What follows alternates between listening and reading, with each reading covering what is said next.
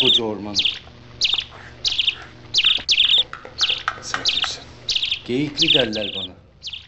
Kendimi bildim bileli bu ormandayım. Eyvallah. Kalk bakalım. Şundan biraz ye ki sabah Moğol keferesinin peşinden koşasın. Hiçbir şeyin kalmayacak. Hadi yiğidim.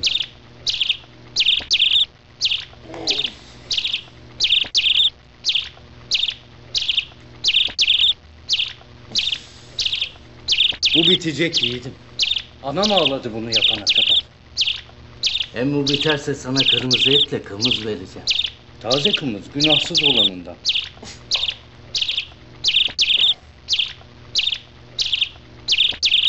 Noyan senden ne istedi? Tebriz'den buraya niye geldiğini biliyorum.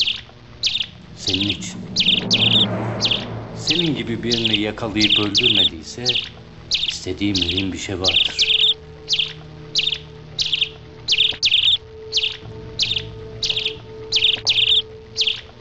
Çok şey biliyorsun. İnsan ayılarla, kurtlarla, kuşlarla, bilimum haşeretlerle yatıp kalkınca kulağı keskin, gözleri de şahinlik oluyor.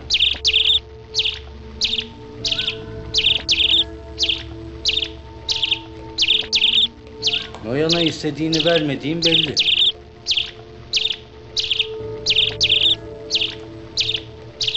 Senden ne istiyordu? Ona yandaşlık etmedin mi?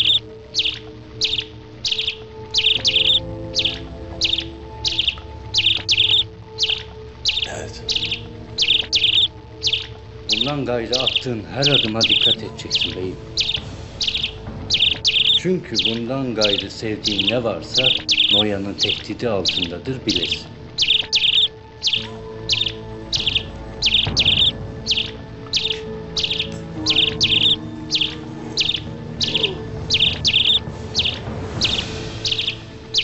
Allah'ın bahtlı kullarındansın.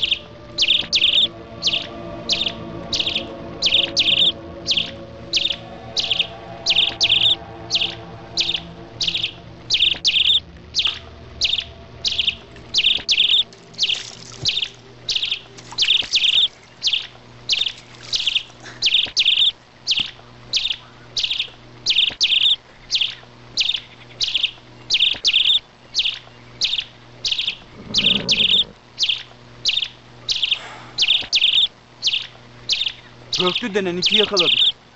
Bir sürü de Moğol biçtik. Sonra ne oldu? Hiç. Bu bir zafer mi? Yoksa hezimet mi? 3-5 iti öldürüp zafer kazandık diyecekler. Sonra da Kayı Obası'nın alplerini gözünü kırpmadan harcayacaklar. Bundan gayrı Kayı Ovası iflah almaz kardeşler. Ben bunu bilir bunu söylerim. Kardeş, sen ne söylersin Allah sen ya? Ne dediğimi iyi bilirim ben kardeşler. Süleyman Şah'ım öldü. Ertuğrul Bey'im de. Bundan gayrı Kayı Obası'ndan bir halt olmaz. Sinirlisin. Ne dediğini bilmezsin Hamza. Ne dediğimi iyi bilirim derim size. Anlamaz mısınız kardeşler? Ha? Gündoğdu Bey'im dayısıyla oğlunun kuyruğuna takılıp obasını huzurlu topraklara götürme derdine düşecek. Sonrası malum. Doğudan Haçlı belası, batıdan Moğollar. Artık bize sığınacak yer kalmadı. Ölümüne savaşmak düşer bize derdi Ertuğrul Bey. Bize düşen de bu. Bundan gayrı cenksiz geçen her gün nefes almamız bize haramdır. Ne obama dönmek isterim, ne de böyle nefes almak. Sevdiklerimizi bizden aldılar.